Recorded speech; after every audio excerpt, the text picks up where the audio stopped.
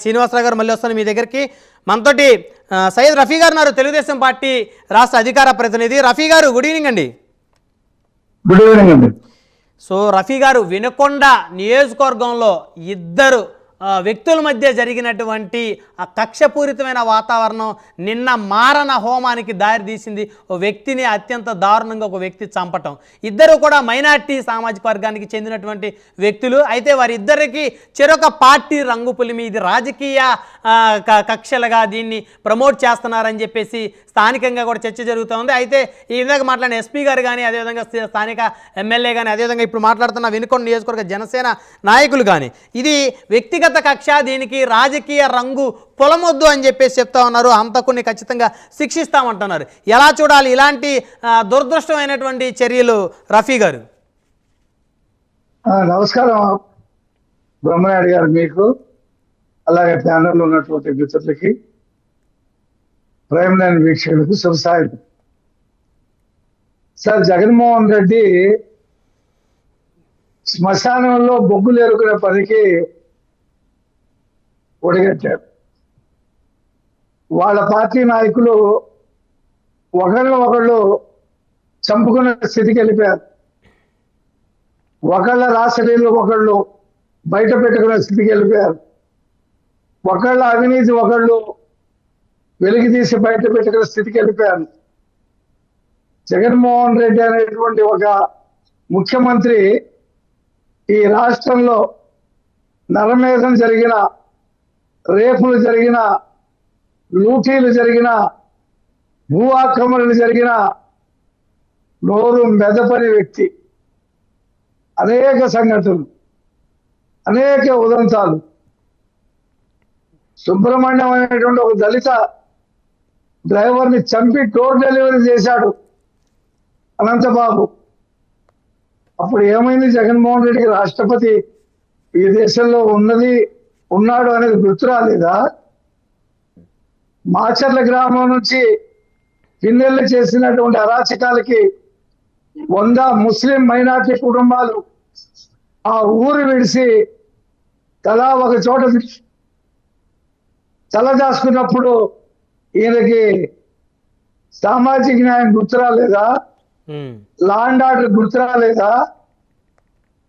ఇవాళ బయలుదేరాడు ఏదో తను పెంచి పోషించినటువంటి సైకోయిజం ఈ రాష్ట్రంలో ఇంకా ప్రతి చోట వ్యాపించి ఉంది. అది అంత తొందరగా పోతూ యువతలో వాళ్ళ మత్తుకు బానిసై, గంజాయికి బానిసై, డ్రగ్స్కి బానిసై యువత మొత్తం చెడిపోయింది. జగన్మోహన్ రెడ్డి చెడగొట్టాడు. దాని ఫలితంగానే ఈ రాష్ట్రంలో లా అండ్ ఆర్డర్ పరిస్థితి. నెల 5 రోజుల్లో ఈ పరిస్థితి మొత్తాన్ని మనం కంట్రోల్ చేయగలమా? దారిలోకి తేగలమా? యువత మొత్తం పెడదారిని పట్టింది. జగన్మోహన్ రెడ్డి ఇంటి పక్కన సీతానగరంలో 3 కుర్రాళ్ళు, ఒక ప్రేమికుల జంట అక్కడికి వస్తే అతన్ని కొట్టి ఆ బాలిక మీద అత్యాచారం చేసి పారిపోతే ఇంతవరకు ఆ వ్యక్తుల్ని పట్టుకొని అరెస్ట్ చేయనటువంటి పరిస్థితి. తాడేపల్లి సమీపంలో అతని పేరేదో శ్రీనివాసరెడ్డి అనే నాకు గుర్తుంది. ఇలా అనేక సంఘటనలు. చిన్న పిల్లవాడు 10th క్లాస్ చదువుతున్నటువంటి పిల్లవాడిని రేపల్లిలో అమర్నాథ్ అనేటువంటి కుర్రవాడిని వాళ్ళ అక్కని వేధిస్తున్నారని చెప్పి ఆ పిల్లవాడు అడిగినందుకు చెట్టుకు కట్టేసి కాల్చేసినప్పుడు ఈ జగన్మోహన్ రెడ్డికి రాష్ట్రపతి, ప్రధానమంత్రి గుర్తుకు రాలేదా? నోటి మాటతో ఖండించాడా? ఏ రోజైనా ఏ ఉదంతానైనా ఖండించిన పాపాన పోయాడా?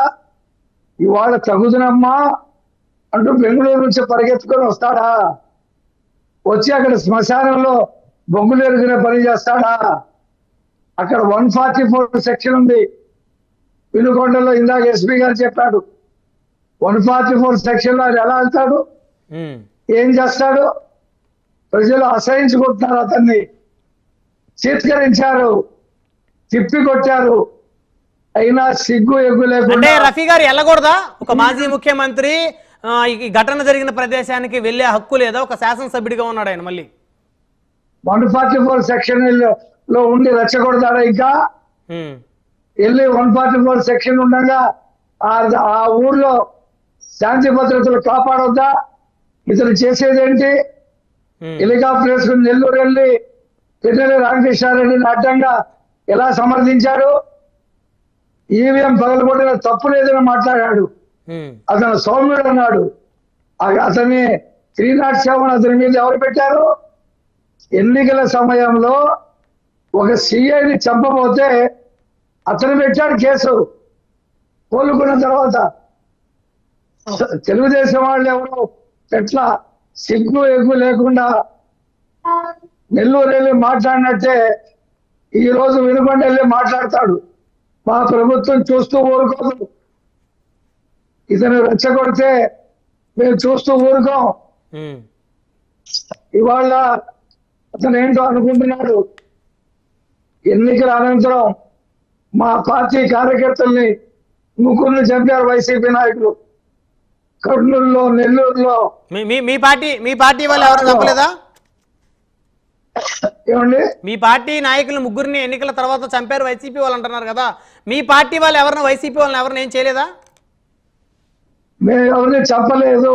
ఉమ్, వాళ్ళకి వాళ్ళే కొట్టుకొని చంపారు. ఈ వినుకొండ సంఘటన అంటే ఇద్దరు ముస్లిం మతానికి చెందిన వాళ్ళిద్దరూ కూడా గతంలో కొట్టుకున్నారు, కేసులు పెట్టుకున్నారు, ఒకరిని చంపుకోపోయారు. ఇందులో ఒకడు ఎన్నికల అనంతరం సందేట్లో సడేమిగా అని పసుపుకొండ కడువ కప్పుకున్నాడు. అధికారం మారిందని. ఉమ్, ఇవాళ గతంలో అతను ఎవరు, ఇవాళ ఎవరు అనేది చూడాలి. వాళ్ళిద్దరు వైసీపీ నాయకులే. వైసీపీ నాయకులు దీంట్లో జగన్మోహన్ రెడ్డి శవ రాజకీయం చేయడానికి రైట్. బయలుదేరాడు. ఉమ్, ఆంధ్రప్రదేశ్ ప్రజలు ఇలాంటి శవ రాజకీయాల్ని ఒప్పుకోరు.